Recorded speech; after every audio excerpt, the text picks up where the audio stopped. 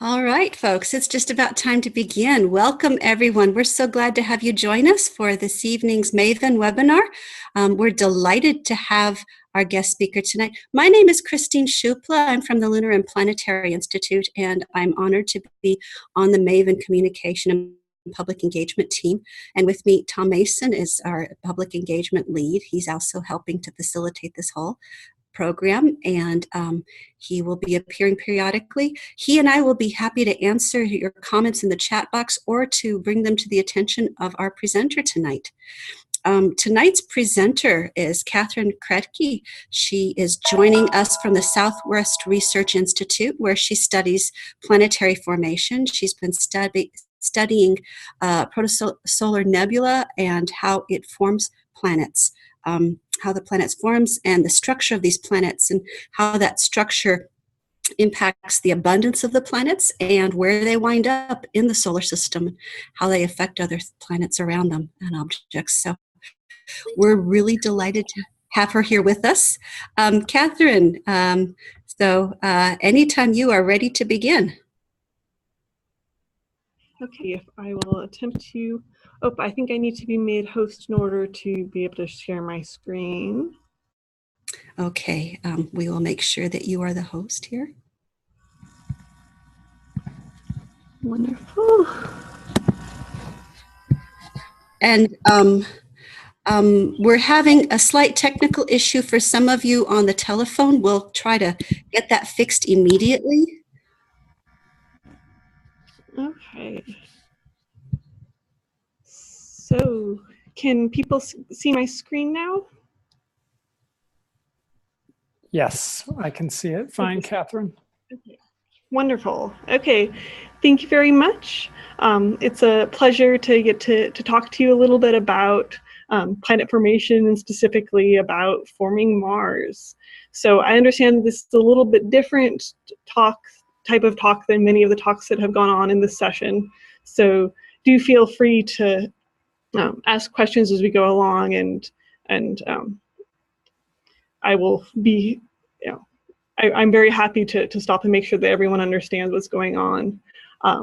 So my work is mostly, on planet formation in general, not specifically studying Mars, but it turns out that Mars is actually a really interesting planet for trying to understand how planets formed in our own solar system. So here's the solar system that I'm sure all of you are quite familiar with. We've got all of our planets on top.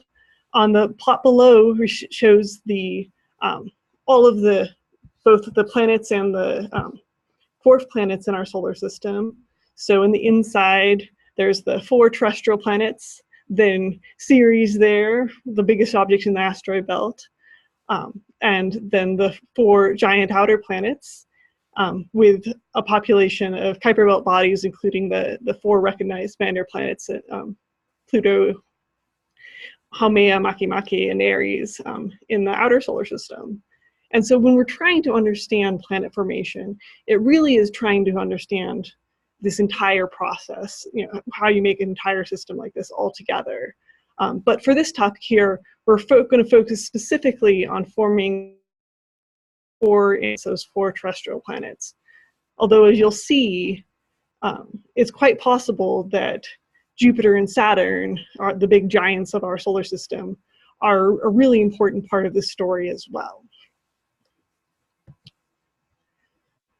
The earliest stages of planet formation are really the end stages of star formation. So if you imagine a giant molecular cloud starts collapsing down, and in the middle of it, you form the central protostar, the protosun. But because there's a little bit of angular momentum in that cloud, as it collapses down, you end up with this disk around it. If anyone's been watching the Olympics, you nicely see how angular momentum works with the ice skaters pulling in their arms and spinning faster. So that same thing happens with this collapsing cloud. It collapses down and starts spinning and forms a disk. On the left here, we see 2 very beautiful artist conceptions of what these protoplanetary disks might look like. But what's really exciting to me is on the on the right, we see real data, real actual images of these disks. And so you can see that they are very dusty disks. So it's a gas disk with a lot of dust in it. You can't actually see what's going on in the middle of it. In the visible light image, you can only see kind of on the top and bottom of this. There's reflective light, central star. But if you look down at this ulna images, so this is a millimeter image, so it's looking at very long wavelengths of light compared to the visible light, and it's actually able to make it out from the midplane of the disk. And you can see all of these really interesting structures, these rings that are forming very, very early on in the solar system. And these are some of the only types of hints that we have about how planet formation is actually occurring. Unfortunately, for most of the planet formation modeling, even though we have this amazing data, we can't actually observe the sizes that are the most interesting for understanding planet formation. We can observe dust. In the submillimeter, we can observe up to kind of millimeter particles, maybe centimeter-sized particles. But then observationally, we kind of go blank, and we can't see what's going on again until we make it up at least in other solar systems, until we really get up to relatively large planet sizes. In our own solar system, of course, we have access to the asteroids and other small bodies, which can serve as important hints of what's going on. So in general, the process of planet formation is this amazing growth process, which involves something like 40 orders of magnitude in mass growth, starting from these very small dust grains that we see in the interstellar medium, so submicron-sized dust. Somehow, that micron-sized dust has to coagulate together into larger objects. Here I have a picture of some asteroids in the asteroid belt, which are roughly the right size for what we think, what we call planetesimals. So these are objects maybe kilometers, tens of kilometers, 100 kilometers in size, that the dust somehow has to grow into these planetesimals. And I could give an entire talk on all of the ideas on how you actually grow dust grains up to these planetesimal sizes. But for this talk, we'll just assume somehow that happens. And we'll focus on how you assemble these planetesimals, these asteroid-sized bodies, into making the planets in our solar system. Specifically here, we'll focus on how you make the terrestrial planets, which in some ways is a little bit easier. All of the materials that you need to form the terrestrial planets are already available in the planetesimals. If you're trying to form the gas giants, like Jupiter here, a beautiful Juno picture of Jupiter, then you need an additional ingredient. Jupiter is made mostly of hydrogen and helium. So it's actually a more challenging process to explain how the gas giants form. But here we're focusing on Mars. So how do we get from these tens of kilometers, hundreds of kilometers sized planetesimals up to Mars? So I'll be showing a bunch of these plots, basically showing the semi-major axis versus the eccentricity, with a bunch of little bouncing balls representing the planetesimals that are the building blocks of the planetary systems that we have here. So just in case not everybody here is incredibly familiar with this terminology, whenever an object is going around the sun, it tries to go around on what's known as a Keplerian orbit. So these orbits If they're bound orbits, then they are ellipses. So the semi-major axis is shown in this image here, but basically you can kind of think of it as the average distance that the object is away from the sun. And then the eccentricity of the orbit says how far that orbit deviates from circular. So now the red here shows a circular orbit. This has 0 eccentricity.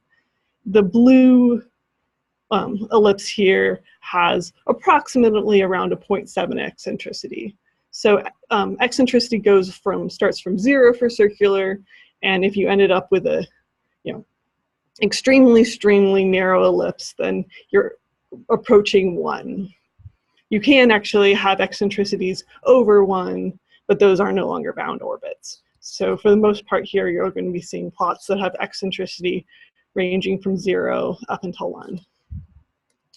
Okay, so now the next, here's the first movie for those of you looking at the downloaded presentation. And so this is just showing what happens when you place a population of planetesimals down, starting from around 0.5 AU up until I think 4 AU is where, a little bit beyond 4 AU in the simulation. In the outer region of this plot, Jupiter is visible, so this is all in the presence of Jupiter. And then Saturn is actually also in this simulation, but not shown here. So as just due to the different planets and embryos interacting with one another, they start scattering each other, and that increases their eccentricity. They get on these orbits that then can cross each other, they collide and grow. So you can see as the points are growing in size in this simulation, just representing how the different bodies are collecting together to form the terrestrial planets. You might have noticed that the colors of these dots were changing a bit.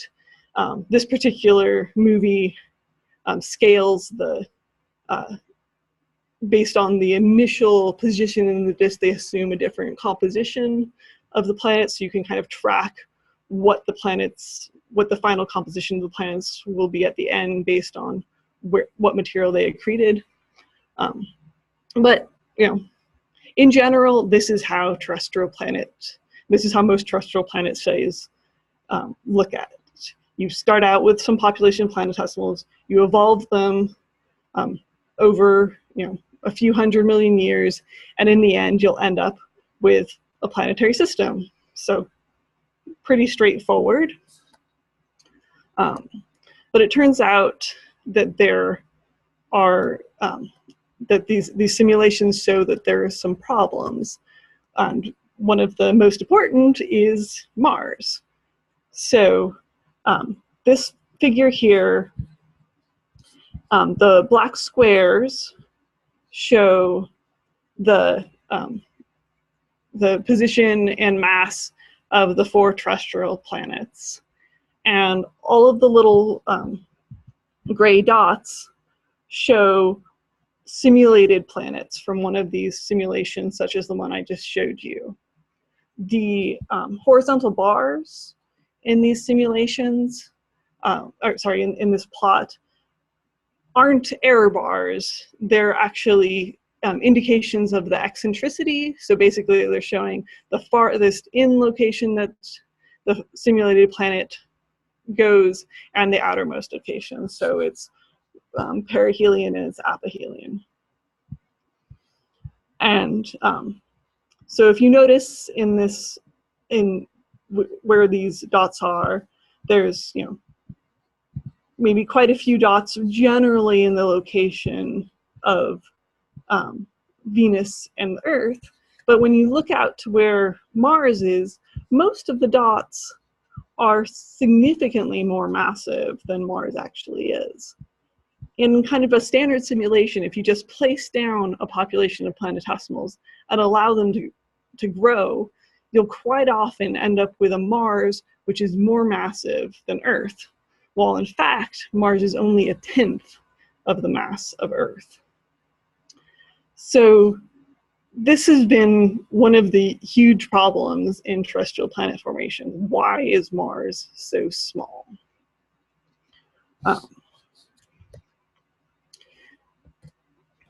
Now, some people have argued that, well, if you run enough simulations of terrestrial planet formation, then occasionally you'll end up with a low mass of Mars. So you start out with the same type of simulation that I showed and just run it, 100 times with small variations in the initial condition. Then occasionally you'll end up with an embryo at the end that didn't end up colliding with anything. I've used the term embryo a few times, so just to define it, oftentimes people refer to kind of the protoplanets, the planetary, the relatively large planetary building blocks as embryos. So sometimes in some of these simulations, you'll end up with kind of a stranded embryo that doesn't really collide with much, and that can end up being your Mars analog. But it doesn't happen very often. And oftentimes when it does happen, there's other things in the system that don't look right. Maybe the asteroid belt doesn't have enough mass in it or has too much mass in it. So it's a little bit unsatisfying to just say, we don't, it was just a coincidence that we ended up with a small Mars. Almost 10 years ago now, Brad Hansen did a rather simple experiment. He said, well, what happens if instead of assuming that your planetesimals, your planetary building blocks, were uniformly distributed within the inner solar system?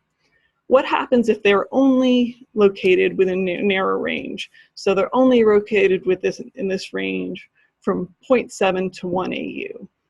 Now, you do the same type of simulation that we just saw. So you start out with these embryos and planetesimals, allow them to interact with each other, scatter, collide, and grow, and you'll end up with a distribution of planets that's shown here. So the black dots here are our solar system, and the open circles are all of the simulated planets. And you notice this looks a lot better. So basically what's happening in these simulations is since all of the material initially is in this 0.7 to 1 AU region, then that's also where most of the growth occurs. But a few of the initial objects are then scattered both inwards and outwards. And the inwards ones might form a nice, Mercury analog, and the ones that are scattered outwards form a nice Mars analog. So that's nice. It gives a fairly good idea of what could be going on, or it works. Unfortunately, it's not particularly physically motivated. Why on earth should there only be these planetesimals in this narrow annulus to begin with? So this led to a number of people trying to come up with ways where you would end up with, how would you create this annulus to start with? Some ideas have been around the gaseous protoplanetary disk. So one of the things that happens when you have this gas-rich protoplanetary disk, light from both the central stars and from other stars can end up photoevaporating parts of it away.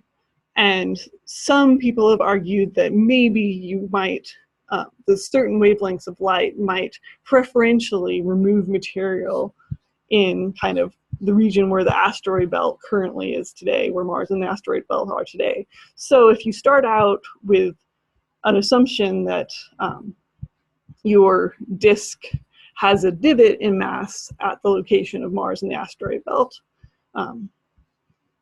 then you do the same sorts of simulations, you watch the system evolve, and in the end you'll end up not surprisingly, with relatively low mass Mars. So that's one way you could do it. Unfortunately, we don't have a lot of evidence that photoevaporation really works that way to remove material right in the location we need it, at the times that we need it to be removed. Another idea that I've actually worked on a bit is that maybe we're misunderstanding planet formation. So this is a little bit of an aside for this talk here, so if people are interested, I'm happy to talk more at the end of the talk. But particularly to solve some problems in giant planet formation,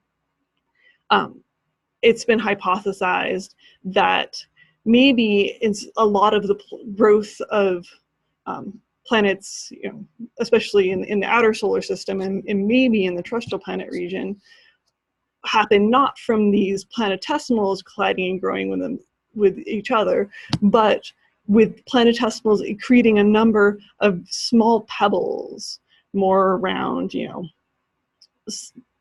centimeter size objects.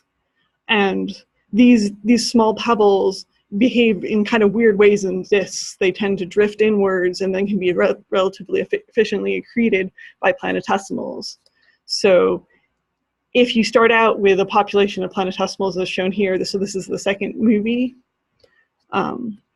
then you can see pebbles drifting inwards on the bottom of the plot. They drift inwards, they're accreted by the planetesimals, and which causes the planetesimals to grow. And you end up with a majority of, it just turns out that you end up with the majority of growth happening on the inside.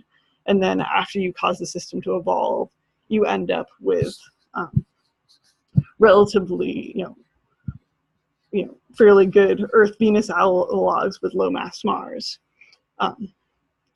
There are some other reasons why pebble accretion might not work as well in the inner solar system as it does in the outer solar system, but potentially this is a way you could get a low mass Mars. But one of the most intriguing ways to do this, and there's been a lot of work done over the past few years, is that maybe it was Jupiter and Saturn moved around and ended up carving up the inner solar system and forming a low mass Mars. So I'm going to take a step back here and describe a little bit about some reasons why planets might move around in the gaseous disk. So this is the next movie here. Is a top-down view of a disk, of a gaseous disk. So the sun is in the center, and in orange around, you're seeing kind of the surface density of the disk. In the left-hand corner, there's a plot showing the surface density of the disk. Right now, it's just decreases as you move away from the sun. So if you place a planet, a small planet in this disk, then you'll start seeing, so this planet is being placed in and then the planet is growing. So you start seeing these spiral arms forming in the disk.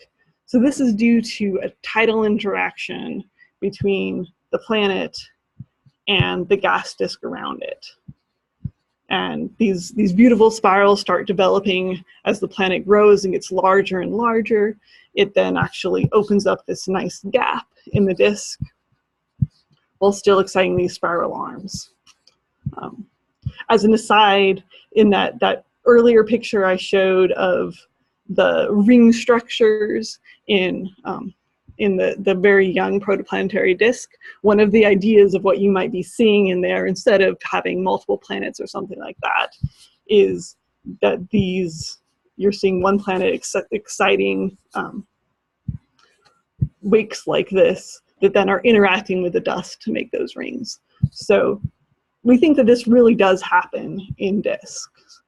And as the planet is interacting with this disk, is exciting these these spiral arms in the disk, the spiral arms also start torquing the planet. And this causes the planet to start moving. So when a planet is very small, actually one of the huge problems with forming giant planets is that when you end up, so when a planet is small from a giant planet standpoint, but large compared to Mars. So really once you start getting up to maybe Earth size or a few Earth sizes, then you can end up with having this tidal interaction causes the planets to migrate inwards very rapidly. Then as a giant planet grows even bigger, as it starts becoming Saturn size or so, it starts opening up this gap in the disk and it migrates in more slowly then, but it still migrates inwards. So one of the big problems for forming giant planets has always been, why on earth are Jupiter and Saturn so far away from the sun, when if you imagine that they would form, they would feel this tidal interaction with the disk, which would start driving them inwards, you might expect them to all be really close into the star. And in fact, when we look at extrasolar planets, we do see a number of Jupiter-type planets on very short period orbits. So it seems like maybe that does happen in some cases, but it didn't seem to happen here. Can I pause you right now for just a second, Dr. Kretke? We had one question about, so the interaction that you were describing with the dust and the waves, someone wanted to know if there's a relationship between this and how spiral galaxies form. So spiral galaxies are, so they,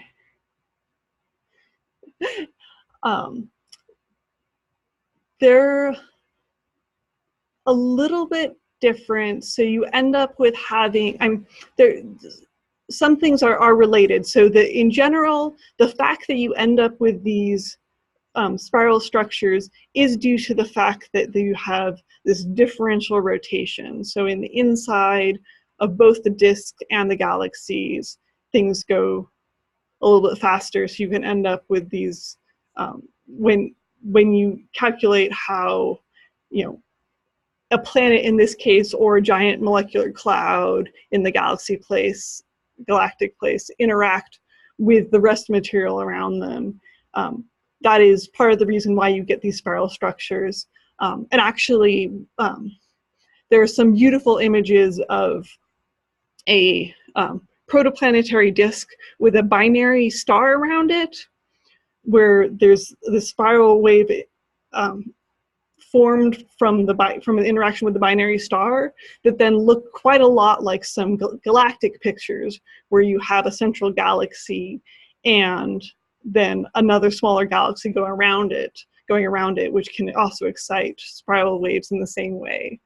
So a lot of the same physics is involved, but it is a little bit different in this case because the gas here is very collisional. Everything's, all of the different molecules are colliding into each other all the time, while in a galactic sense, the stars are not actually colliding with each other. They're so tiny that they're just gravitationally interacting with each other.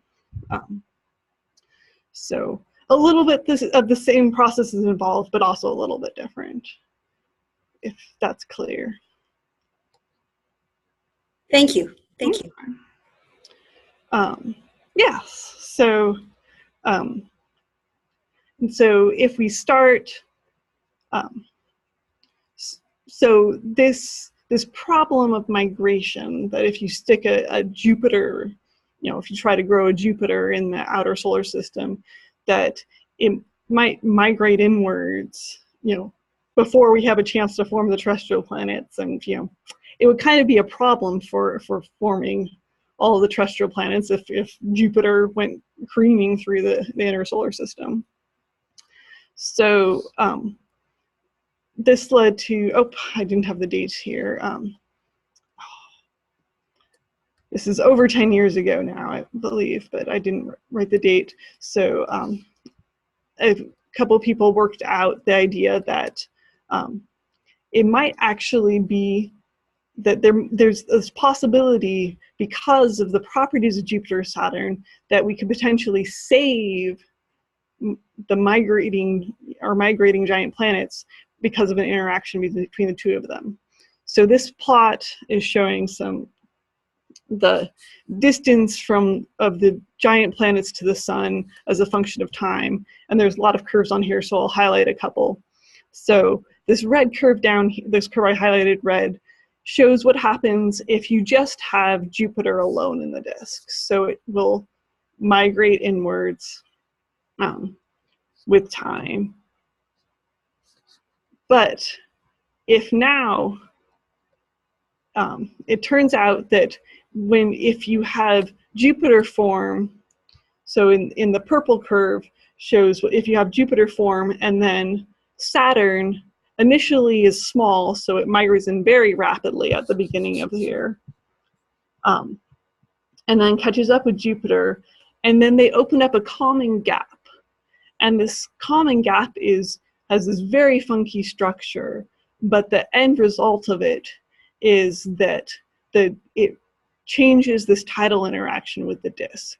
So now, instead of trying to push the planets inwards, once Jupiter and Saturn get in this special position relative to one another, then they become residently locked with each other. So they're going around in kind of integer multiples of each other's orbits. And they open up this strange gap that causes the planets causes the torques on the planet to change direction, and they actually start migrating outwards with time. So this is something that you wouldn't get for any ratio of planets, but it happens to work quite well for something that's around Jupiter's mass with something around Saturn's mass outside of it. So that's pretty neat. Maybe that explains why our system, why we don't have a hot Jupiter in our system, why Saturn and Jupiter instead are in the outer solar system like we see them today. Okay, so you might be thinking this is very nice, Catherine, but why on earth are you telling me this when we're talking about Mars? So here's the next movie shows Jupiter migrating inwards, then Saturn grows to the point where it then migrates inwards very, very quickly. And around the rest of this, you're seeing some initial planetesimals just left elsewhere in the disk. So the blue ones are initially farther from the solar system, while the red ones are inside of it. So you can see Jupiter and Saturn here end up moving very far into the inner solar system in this model. Then, just as I showed earlier, they get in this resonant configuration, they change the profile of the gas disk, which means that now the migration can turn around and move outwards. So for the next movie, shows that migration moving outwards, and they travel back out into the outer solar system, scattering all of these planetesimals as they go. So as you can imagine, this process, if this actually happened, would have a huge impact on what's going on in the terrestrial planet region. And this model was called the Grand Tack. So if any of you are familiar with boats, tacking is when you go and change direction. So here in this process, giant planets are migrating inwards.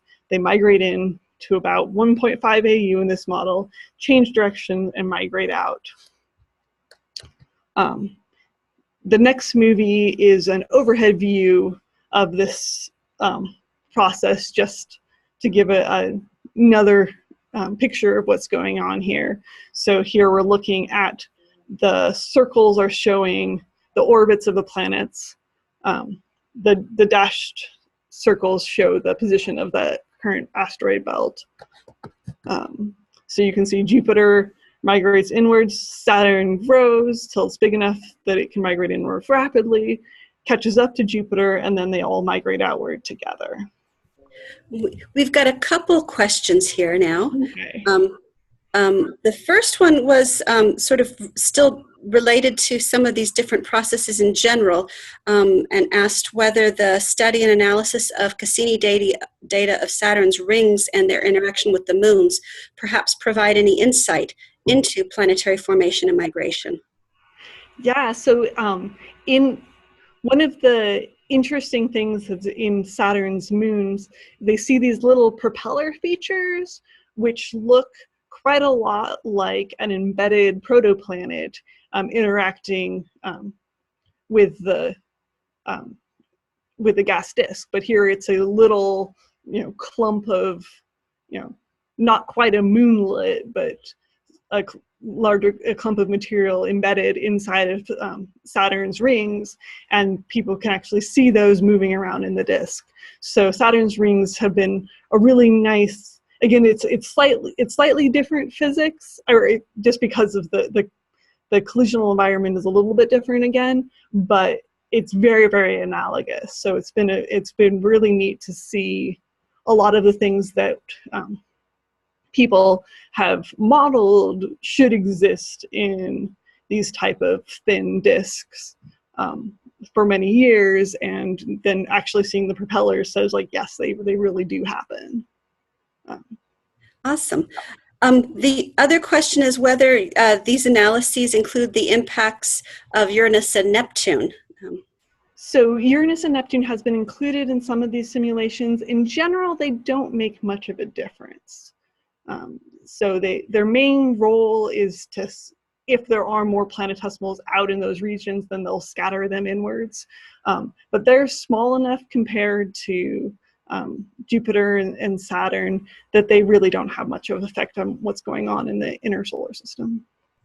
Thank you. Okay.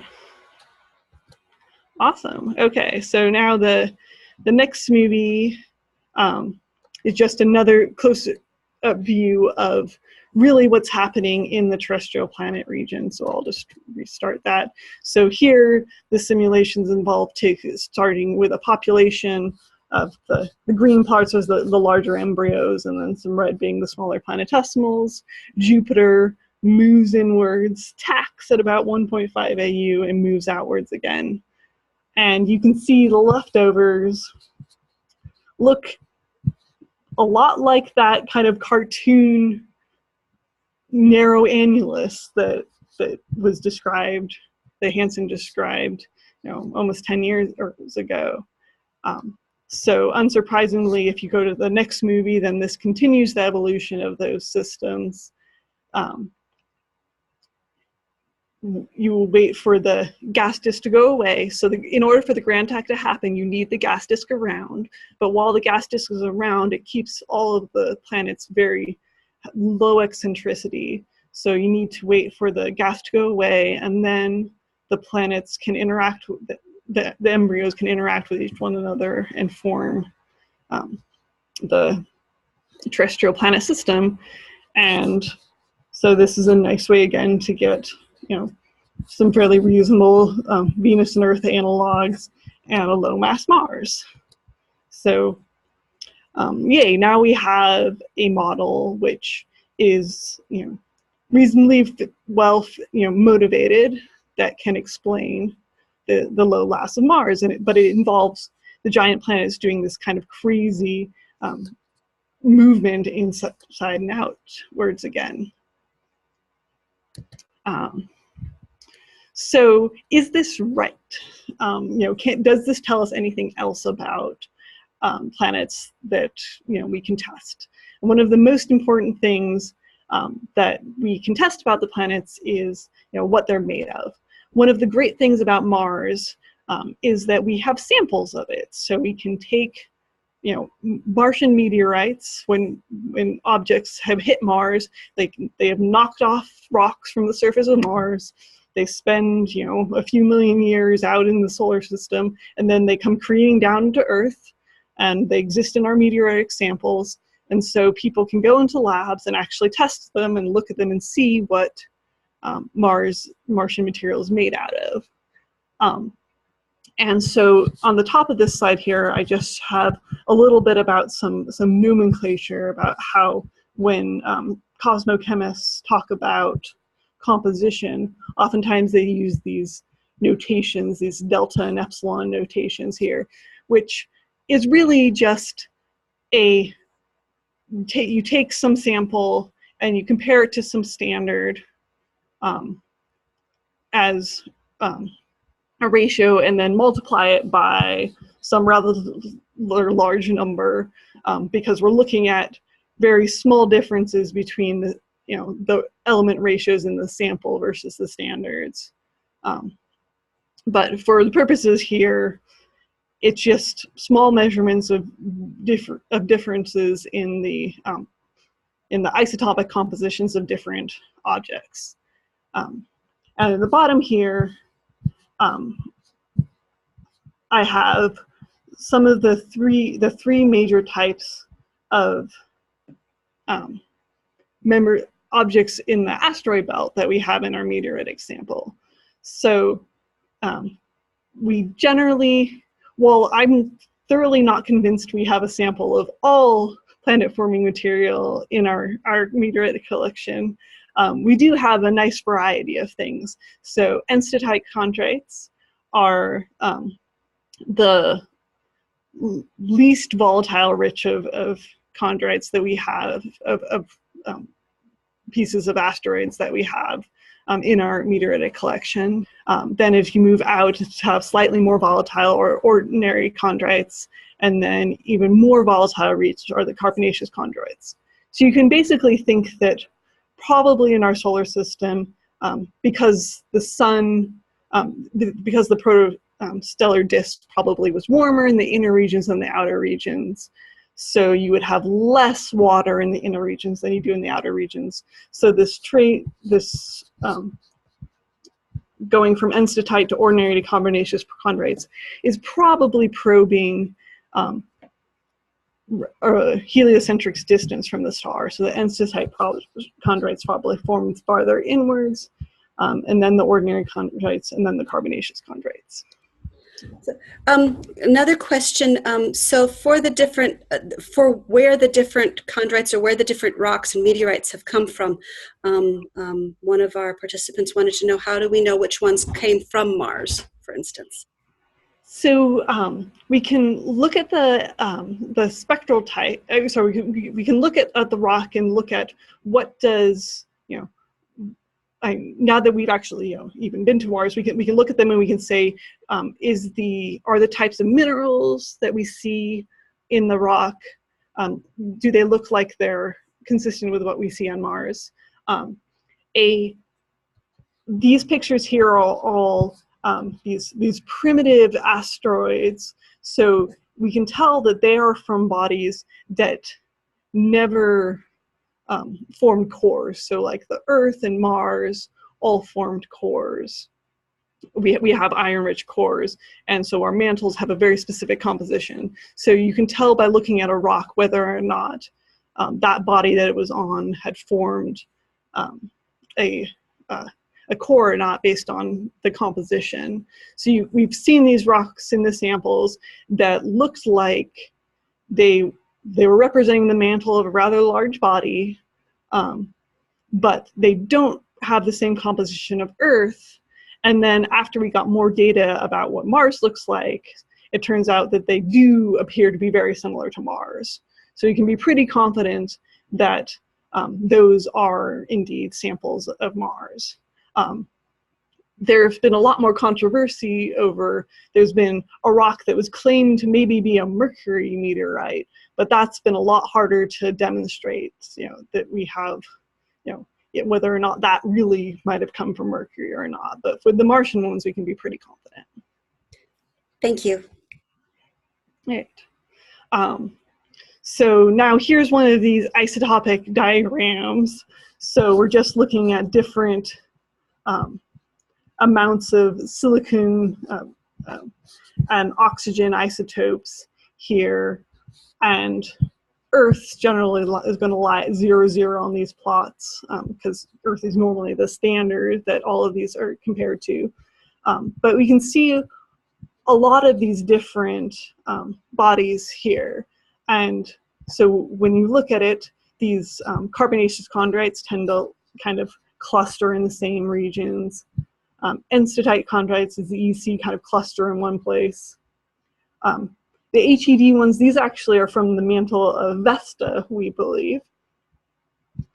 That kind of land in a certain region, and Mars, and the ordinary chondrites. And so you can see from this that Martian rocks really do look quite different from Earth rocks. So that's one of the indications, when people first looked at these, that this is not, just a piece of Earth we're looking at.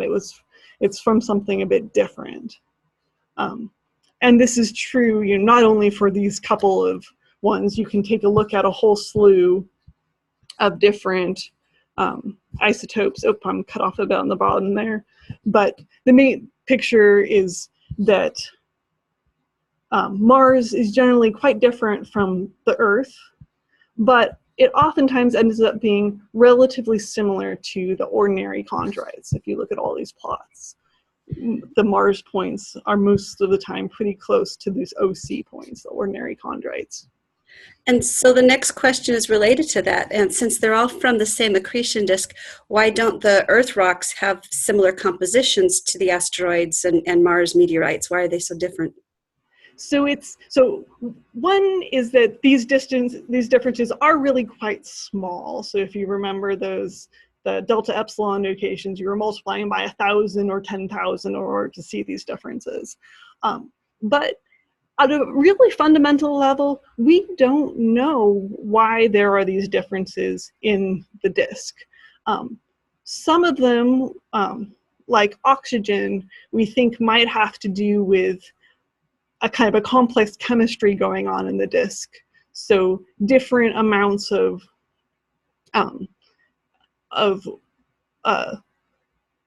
when you start freezing out water into water ice, so you start trapping a bunch of oxygen in there, that you preferentially start sealing away the heavier oxygen before you seal away the lighter oxygen. The lighter oxygen has a little bit easier time escaping. So you could end up having different chemistry based on where you are in the disk. But at a fundamental level, a lot of these isotopic differences we don't understand the source of. We just observe that there are these differences, and then we try to use the fact that there are all these differences to infer something about where things formed within the disk. But, for instance, if you look at this chromium diagram here, I told you that I thought that we generally think that enstatite chondrites formed relatively close into the sun, ordinary chondrites formed farther out, and then carbonaceous chondrites formed even farther out. But it's not like there's a line here. So it's a very complicated process going on, which is causing these chemical differences. But they do appear on at least some level to be there. Thank you. So because of these differences, and if it looks like it's true that Mars formed more in the region of the ordinary chondrites than the Earth did, then we can take these planet formation simulations and look at them and see where did the initial body, when we can take the final planets formed and say where was the material that formed those planets found. And so here's a plot from the some Grand Tax simulations, and the error bars here are showing the range of semi-major axis of incorporated materials, and you can see that in the inner regions generally you're grabbing from kind of this whole 0.7 to around beyond to maybe 1.7 region.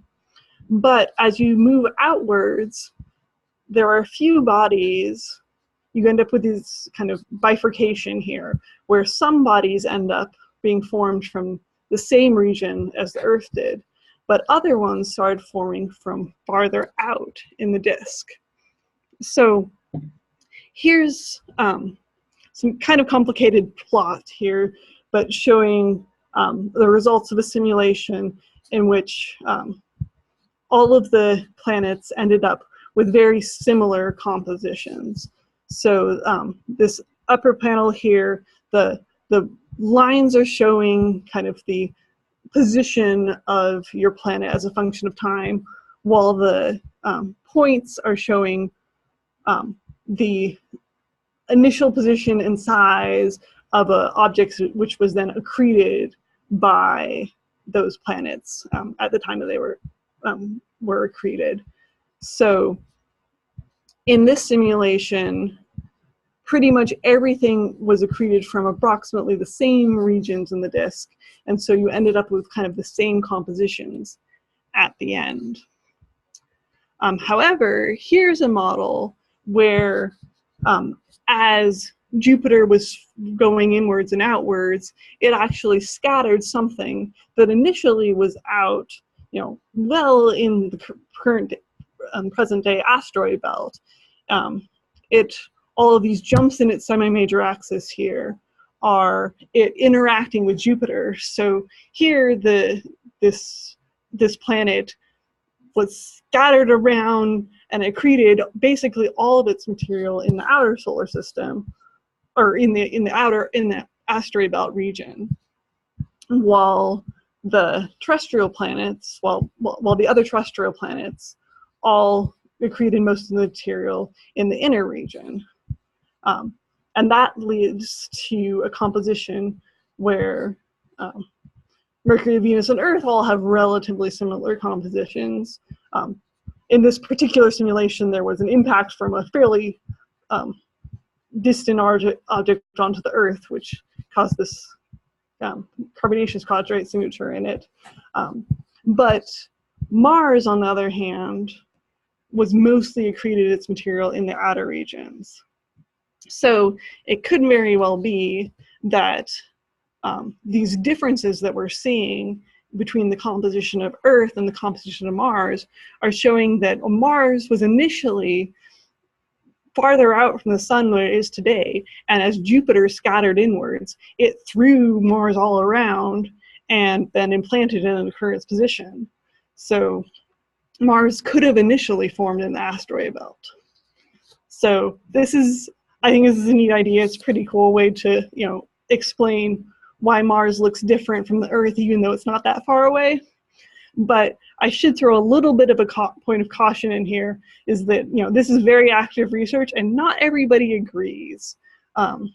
There's some nice work done I guess a year ago, 2 years ago now, which showed that maybe Mars and the Earth really aren't as different as we think that they are. Maybe there were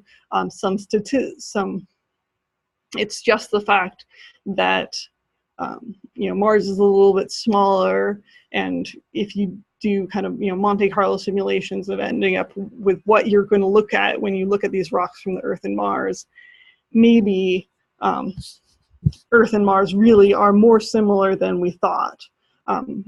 In which case, that original picture where Earth and Mars accreted from the same area would be fine. This is still very active research. We have a couple.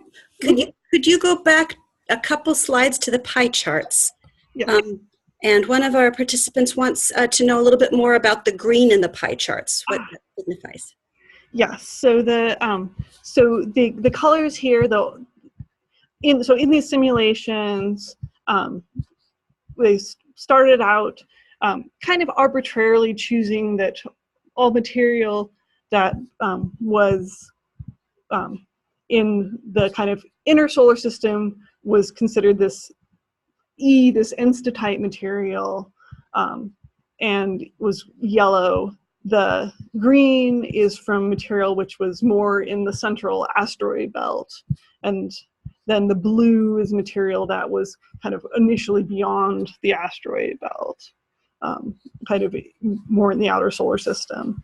So as planet formation occurs, material scatters around a bunch, so all of the planets accrete material from different zones, but in this particular one, the Mars planet accreted almost all of its material from the asteroid belt region, which is considered to be the ordinary chondrites in this model, and only a little bit of the inner material, while in the previous plot, it was a little bit more uniform.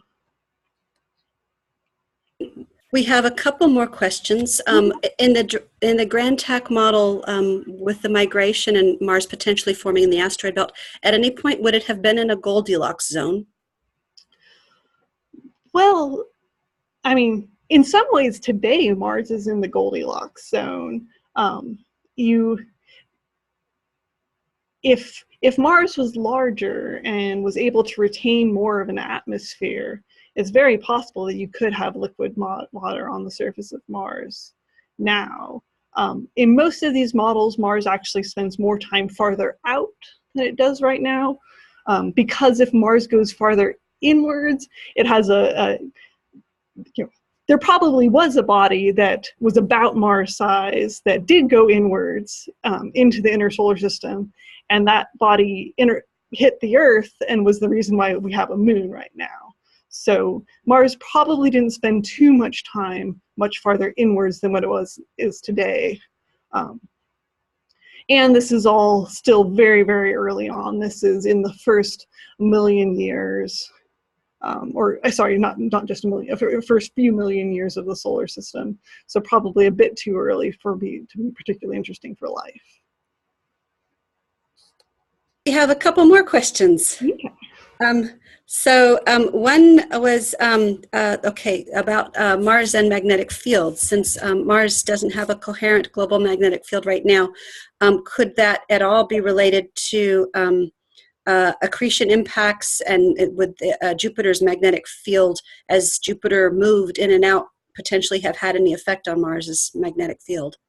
Yeah, so the main reason why we think Mars doesn't have a magnetic field today is because it's small enough that it just doesn't retain enough heat to have the liquid core that you really need in order to sustain a global magnetic field.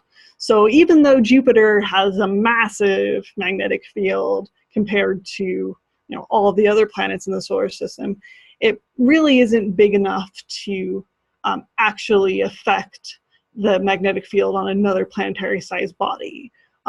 Early on, Mars could have, when Mars was hotter and it had, so there was more heat inside of it, so it could have a liquid core, it very well might have had a magnetic field, but it's so small that it lost it pretty quickly. And then with all of the different models here, how does Mars's density play into these models? So Mars's density is a little bit, see, when you make Mars out of slightly different materials, you could change the density a little bit, but all of these different densities, but even though Mars, we're saying, is slightly compositionally different from the Earth, it isn't so different. It's still made up of generally the same stuff. Most of it is silicates plus iron are going to be the bulk things that are determining the density of the planet. So you can end up with the more, as far as planet formation, the more interesting things about density in terrestrial planets is actually happening at the other end of the terrestrial planets with Mars, because there you have this Mercury. So it's because something changed Mercury's big bulk ratio of the amount of silicates versus the amount of iron in Mercury. So the Mercury is a lot denser. With Mars and Earth and Venus, they all look to have about the same amount of those kind of elements, which are generally determining the bulk properties. So Mars's density isn't a big differentiator and the formation processes on this level.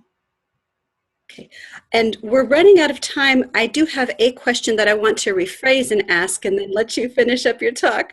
There was a question here about Mars potentially forming, at a greater distance from the sun, how that influences our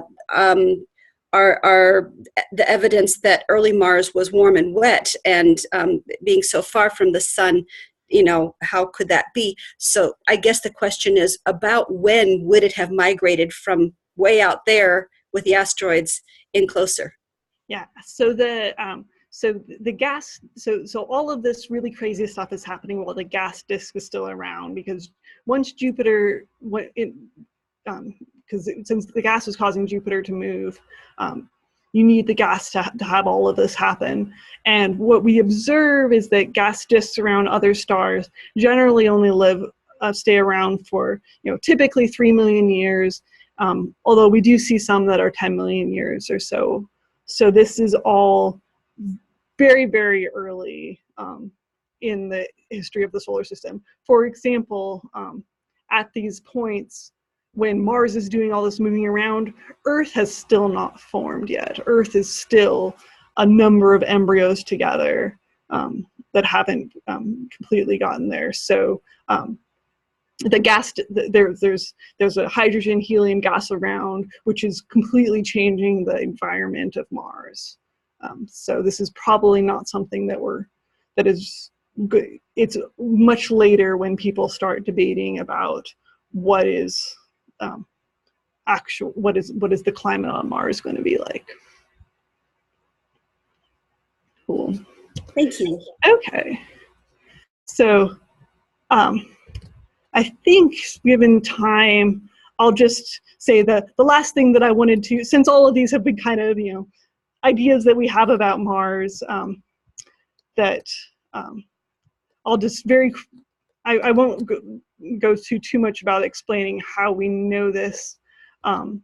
But one of the things that we do know, which nicely does relate to the timing issue, is by looking at the composition of Mars, by looking at the radioactive isotopes on Mars, we see that Mars actually must have formed very quickly. So while the Earth probably took tens of millions of years to form, like many people think the moon forming impact, which is kind of the end stage of the Earth formation, was maybe around 60 million years or later.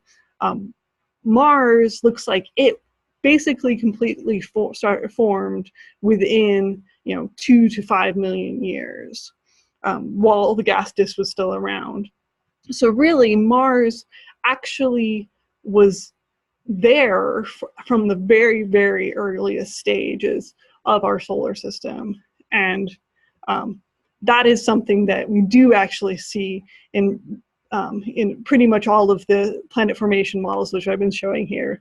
So the final movie, just because all of these movies are great, just shows how you can start down with a population of planetesimals. Over a few million years, you start growing up a population. The black dots here show, roughly a whole series of roughly Earth mass planets. And that happens very, very quickly within a few million years. And then after the gas disk goes away, in the inner solar system, these planets will go and these embryos will go unstable and collide with each other and grow.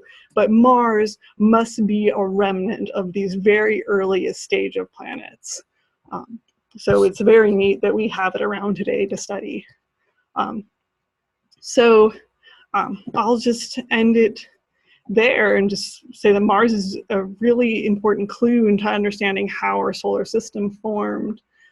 Even though there's still a lot of puzzles that we're trying to work out, planets really do have a tendency to move. So don't make the assumption that any planet formed where we see it now. And as we get more data about both Mars and, about Venus and Mercury, would be wonderful too, to really understand what was the composition of our early solar system was, and put some more constraints on these models. So thanks. I think if there's time for some more questions. If anyone has a burning question or two, we'll take it. But outside of that, it's just about time to go. So, any burning questions? Okay, one here. Just a comment. We haven't even tapped into the Kuiper Belt or Oort cloud, so a lot more to cover here. So much amazing data out there. Absolutely, absolutely. Any other final questions? Why is Mercury so small? Based on this. Yeah, so it really seems like Mercury must be some kind of edge effects that, that for some reason in our solar system, we didn't form planetesimals inwards of a certain position. And so then you ended up with kind of this Mercury being scattered out as a runt of the litter. But it is a big puzzle because especially when you look at extrasolar planets, we see a lot of planets which are quite large interior to the orbit of Mercury. So there's no reason why we couldn't have formed planets there. So Mercury is another really important puzzle. Thank you so much for your presentation. We've got lots of people saying this was informative and outstanding. One question about whether InSight is going to affect this at the InSight mission. I'll leave that as the very last question. Yeah, so InSight should be able to give some interesting seismographic information to try to understand the interior of Mars, which could also help us try to understand the formation of Mars. So that will definitely be useful. Thank you. Okay.